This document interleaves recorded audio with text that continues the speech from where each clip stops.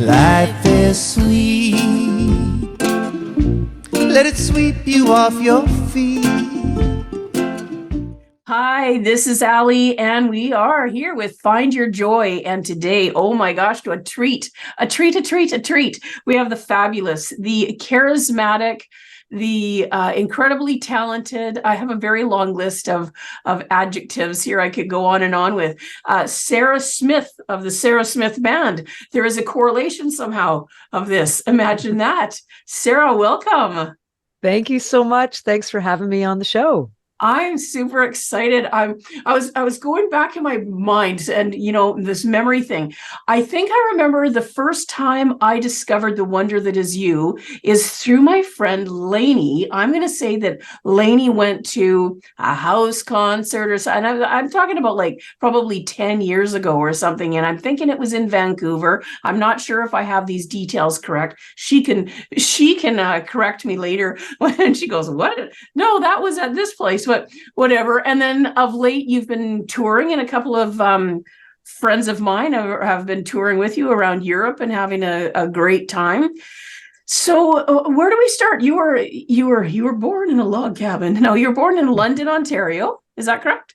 I was born in Guelph, Ontario. Okay. Well, not far from there. And when were you touring there? Like, when did this magic all start? I was raised on a farm, and I was raised in the church. And my mother was a choir director in the church. And my father, he played acoustic guitar and sang Johnny Cash at parties and stuff like that. And so, my parents, they raised me on music and put me in piano lessons. And I was the drummer in high school. And when I was 13 and 14, I was begging for a violin. I was just really attracted to the violin. And I remember I worked at this pizza place with this Czech family, and the guy said, "Sarah, let me see your hands." And I showed him my hands, and he said, "You cannot play the violin." I said, "Why?" He said, "They're short and they're fat." I said, "Okay." He goes, "You need to play the guitar." So I said to my mom and dad, "Well, maybe I have to play the guitar." He says my hands are short and fat. So for Christmas that year, I got a guitar, and I started writing music from my heart. I started writing songs about Canada and about Jesus and God, and like all these songs that, I was feeling emotional about these things. But it wasn't until I broke up with my first boyfriend that I decided that this was my tool to get my feelings out, my real feelings about love lost. And a lot of my songs are about that. Wow. I love that. And it's interesting to me. I have a background in church as well. And when I watch you perform, I often think, man, she reminds me of an exuberant worship leader. Like there's just this I come from my background is a really probably a fringe type church where we're kind of pretty wild for a white church, like where and there's so much joy. I think why I relate it to that is the joy that I see, even because there's a way that even really hard things, there's a way that it taps into joy because of the whole healing thing. I guess, I don't know, when I see of just joy is what I think of when I watch you. It's like, my God, she's so joyful. It's just so beautiful. Thank you. So you have this first breakup, and that was the first time that you figured out, I can pour this stuff out and maneuver my way through the pain. Yeah. And music has always been the thing that's brought me joy, performing especially. I remember performing a song when I was 5 years old, and for all the church ladies, and they were crying, and I thought, oh, I don't know, this is pretty powerful. Like, this music thing speaks to all of us. And I felt emotions as a 5-year-old. I felt goosebumps, and I remember feeling this power going through me. And I thought, oh, this is just magic. So ever since then, I felt this, like, almost like this like I'm a vessel for Mm. universal energy and creativity to flow through me, and I somehow have made that into my job, and I've somehow made that into my living, and it's just the thing that brings me passion. So how lucky am I? You're right. That's interesting too. You do seem like quite a conduit. There seems to be that way that you do that. So when did you start to do this? When did you go, okay, this is what I'm going to be when I grow up? I mean, it was giving you life. When did it transition into this is what I'm going to do? I was raised with very simple folks on a farm, and I don't think they really knew what the arts were. And I don't really think they even knew that it could exist as a career. I don't think anybody in my family, thinking back, like even in all my relatives, nobody is an artist, Hmm. you know? And so nobody told me I could do it. So through high school, I thought, well, what am I going to do? Like, I guess maybe like I saw G.I. Jane, the movie, and I thought, okay, well, that's cool. So I started going to the gym and I worked out and I applied for Royal Military College, and that's in Kingston, and I got accepted. It's a university, it's prestigious, and I thought, well, this is my calling. I'm going to be a war hero. And so I went through my basic training, and I went through a year of university. And at the end of the first year at Royal Military College, you get the option to quit for free or to move on and commit. And at that point, I was thinking, like, this is my life. And my officer, he said to me, Sarah, like Officer Cadet Smith, you could do this, yes, but I really think you've got a sensitive heart and you should be a musician. And I thought, well, musician, I mean, like, I don't know how to make money doing that. And he said, just play music. So right away, I walked right into the head of my platoon, and I said, well, I'm going to quit and do music. And he said, okay. And they gave me an honorable discharge, and I joined a band right out of there. Oh my gosh, I love this. I and how I don't know, wise, intuitive, whatever for your CO there, or whatever it was, and where you were to pick up on that, if even before you were fully aware of it. So you joined a band right there. Yep, I joined a band with a very popular musician from London, Ontario, named Bill Durst, and Okay. he kind of like put me under his wing. He was about 60 at the time. Put me under his wing, and I became a full-time singer songwriter with him and my husband at the time, Justin Burgess, and we, had this band together. And for 2 years, I just got right into the business of it all, booking us shows and booking us 4 or 5 nights a week. And 2 years in, Bill, he said, like, I don't want to do this like the way you want to do it. Like, you're 21 years old and you are, very eager, and I am not. So we split ways, and Justin and I started this band called Pop Joy. And Pop Joy was a cover band, and we did all these 80 songs in covers, and then we started writing music. And my marriage kind of crumbled, but from Pop Joy we became the Joys, and from the Joys I then took on my solo career. So that's how it's all unfolded. Oh, and what's the time span in all this? I've been 25 years in the music business. Wow. uh Pop Joy and the Joys were about 10 years of my life, 10 to 12 years, and then I've been solo since then. Wow. And it sounds like boot camp all over again, right? It's a different kind of boot camp, but It's it definitely is. I yeah. mean, I learned so much in the military. Even in that 1 year that I was in the military, I learned discipline, self time management. I learned teamwork, organizing. I learned, about just bringing a team along and always being there from the weakest link to the leader. You all have to work together, and Yeah. that's sort of what I've always done. And most of the time I choose musicians where I feel the weakest link, like they're much better than me, and that just helps me get better. So Yeah. Wow. And oh, that's interesting. My husband's been in the military for 35 years and still going. So so Whoa. there he didn't pull the plug. No one came and told him Wow. to no one came and told him to be a musician. Wow. Maybe I dreamed it all. Maybe it was just like my own inner voice that told me that, but that is the story that I remember. Oh, I think it's absolutely true because I think a good leader is gonna pull the best out of you, and if what the best out of and clearly there was not a mistake there because man,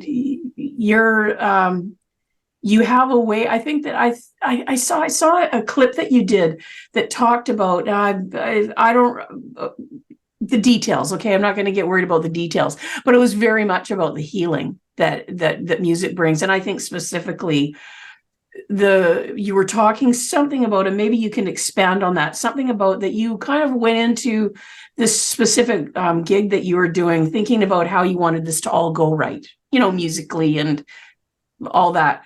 But somewhere in that, and it was the Melissa Etheridge cruise, and we'll go there for sure too.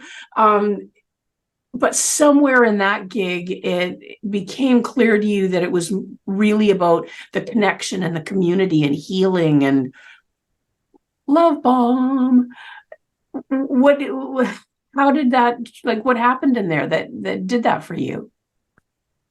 I mean, music was in the beginning a way for me to feel love. I got love from the audience. I got told that I was good and pretty, and my voice sounded good. And that was sort of like my ego feeding years. Right. And then eventually, that's empty. And eventually you have to realize what the real reason is that I'm doing this. It's not for your love and affection. That's something I had to find in my own self. I had to soothe and nurture my own self. And eventually I found that the reason I do music is that symbiotic, beautiful feeling of healing, really, truly. When I perform and give, it comes back, and it's just this cycle of, like, the pain I've gone through. I sing about the hope. The hope goes out to you, and then you are there getting it and feeling it and bringing that hope back into me. It's awesome. Cyclical. Yeah, that it's and would you say that, I remember you said that at like 5 years old you got this goosebumps from feeling the transference or the energy or however that was going, and then did it just continue? You became more aware of the depth of it? Or because I don't know that everyone who does music necessarily is first of all even called to that, right? That might not even be what the shtick is for them, right? And that's okay. Like, just being fabulous musicians, that's wonderful in itself, for sure. Fabulous musicians give people like you, in my opinion, or my way I'm thinking, fabulous musicians give someone like you space to be you, if that makes sense. Yeah, I mean, I've never been like a really schooled musician. I've never really taken music, basic piano. I think I got up to level 5 in the conservatory. And then, like, the sheets in front of me, they just became like this beautiful art. So I would be like performing the first few phrases correctly, and then I'd be like, and I'll make up my own now. Yeah. And Awesome. so, yeah, the teacher actually said to my mom, like, yeah, she can't, like, she's not good at the reading of the music because she's creative. And so I think you should really allow her to focus on songwriting. And I became an emo teenager, just locked myself in my room. It was my best friend, my guitar, and me. And we learned all the songs there was to learn, the Alanis Morissettes and the Tragically Hips. And we wrote songs together. And she brought me through my high school years. And yeah, so anyway, what was the question again? I forget. Oh, yes. I don't even know if I said a question. What I wanted to. Yeah, I know what I was going to say. So music has always been like a spiritual thing for me. Okay. It's like my practice. So, as like a 14, 15-year-old, I started to realize that maybe Christianity it was an open-ended thing, and then I could look a little bit further into what is God to me and what is universe and what is love. And I started studying all the different religions of the world, and I started looking into like the Course on Miracles and some very, heavy spirituality stuff. I was, using some substances that opened my mind a little bit, and I was just really digging in to spirituality. So then I realized, and still to this day, that music is my connection to a higher power. And, it's just, I feel that energy through me every day. And in most moments, if I am living my life on track, I know that I'm living a life of, like abundance. I'm living this beautiful life that's been given to me as a gift. And I feel this power through me. When I'm not on track, I'm grumpy, irritable, discontent. It's because I've lost track of my spiritual practice. Right. So, yeah.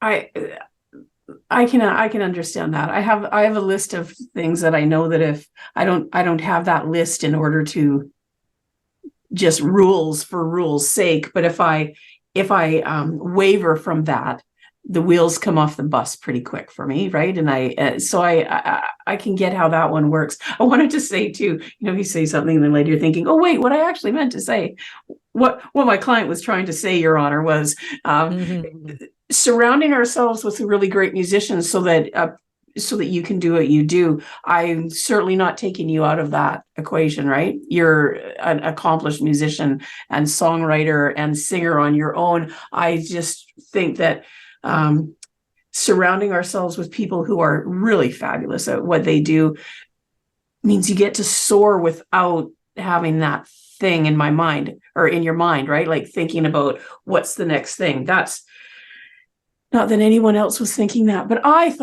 hope that was clear what I was trying to say there. And I love that for you, how it's, I love how sound is part of the equation. Sound in general and music specifically is part of the equation in any spiritual practice.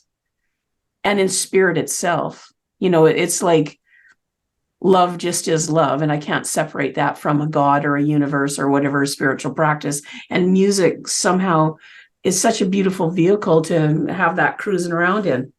I wanted to ask you, how did this? I was looking at this video. It was called Manifesting ME, and I was like, "Huh, what that is?" And then I watched it, and I was like, oh my gosh, that is amazing. So anyone who's listening who doesn't know, we'll go into that a little bit here, or a lot of it.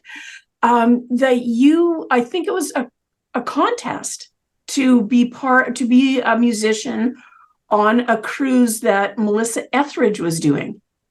Yep. It made my heart skip a beat. I was like, what? So how did that even how does one find out about such a contest? Well, I have the best friends, and they're always online and checking things out for me and sending me all the contests and all the, submissions for festivals and that kind of stuff. And everything that's sent to me, I follow through with. I feel like it's like, again, a sign from above, like this is what you need to do. So, it was like, I think it was during the pandemic. So I thought, yeah, another online thing. Let's go. So I submitted, I applied, and I made the top 10. And then I made the top 5. And then from the top 5, there's a top 3. And that top 3 is chosen by a jury. And I thought, okay, well, there's the trick, okay, I made it to the top 5. I got all my fans to look at this online contest, and now they're going to just like rip the rug underneath me. That's usually how it feels as a musician. There's a lot of times where things are kind of set up, and it is a business, and you realize that most of the time you're not going to win at some stuff like that, right? It is part of the business, So I was ready to celebrate the top 5 and just move on from there. And they announced my name in the top 3. And I thought, holy crap, it worked. It actually was a real contest. The people actually voted me on the cruise. Wow. When it was the top 3, now did those 3 artists all go forward? Yep. So myself, Christy Linnae is a fantastic finger style guitar player. She Oh, loops a lot and stuff like that. And she is from Ashland, USA. okay. And we have connected quite a few times. She's actually been to Pender Island where I live. And, she's a great friend of mine. And the other winner was Betsy Aid. And Betsy is having a fantastic career. She was on America, I think America's Got Talent, or the other one. What's the other one? America's Best. There's The Voice. There's Maybe she it's was on got The talent. Voice. I don't know. She was on one of those things. I can't remember. Um, Isn't that funny? But I know what you're some kind of a singing contest. yes. It was. And she did great on the singing contest. And I've just seen a video of her singing the national anthem at a huge stadium, I think football show. So Betsy's doing great. And we actually all connected, the three of us, because we were the winners and we felt so gracious to be on that cruise together. And it was just an awesome experience. Wow. And so did you have one gig? Like, how did it go? Like, you had one gig each and it was it was during the cruise, or were you having to gig every day, or like, how did it, sometimes I don't know how it all works because I've actually never been on a cruise. I think we were on the cruise for 5 days. And I think we played 5 shows. Like one of them was solo, one was a singer-songwriter circle with the winners of this program, one was like on the main stage, one was just at a sort of dining room show. Every day I think we played.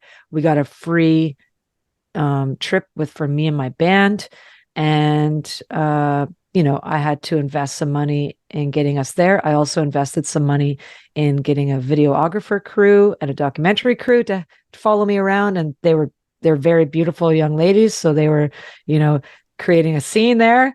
And Perfect. yeah. And and then this is the beautiful thing about music. This patron stepped up and paid for all of that. They gave me my money back. Oh, I love that. Because some things are worth investing in. Some Well, people are. they definitely touched my soul, and you can see on the video, what a beautiful gift that was for any artist to be able to do. So that's interesting. So are we talking about the gentleman that was on there because I'm going to tell you something that happened. I was watching this video and I was going to rewatch it because someone came in and my dog was freaking out. And I was like, what's that guy saying? What's happening over there? Oh, I'll watch it. I'm going to watch this again. So Jerry, I think you're thinking Jerry Runstedler. Jerry was not the patron that came forward, but Jerry helps in lots of other ways. He runs my fan page online. Oh, and nice. He has been to more of my shows than I have been. That's awesome. That's awesome. So you have a lot of support because people see something in you that they want to fan, as in a flame, and be part of, and they have faith in what you're doing, right? It's like this. Yeah, there's this other patron of mine that always would say to me every month, he would say, he would write me and he would say, Sarah, believe. And I would think, like, what's he talking about? He'd say, just believe. And every month I'd get another message, believe. And then he started, finding my sobriety date on the 12th of every month. And he would write me a note, believe, every 12th of the month. And then one day I just thought, holy crap, I think I believe in this beautiful gift. And it's all because, I was brainwashed. That's awesome. Yeah. It worked. Oh my gosh, I love that. Well, Sarah, I think what we'll do is if it's okay with you, I'd like to invite you to have a part deux. We're both Canadian. It'll be in both official languages. There was our and now our deux. Because I'd love to hear so much more about everything that you've been doing and all that you do. It's like Thanks so much for joining me today. If you found a piece of your joy in this episode, I would love to hear about what came up for you so that we can continue to grow the impact of this show. Thanks again. See you soon. And remember, find your joy.